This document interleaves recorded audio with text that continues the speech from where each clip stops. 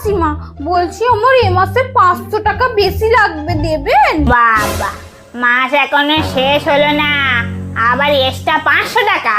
কাজ করার নাম নেই, খালি আগে টাকা নিয়ে নেওয়ার ধান্দা।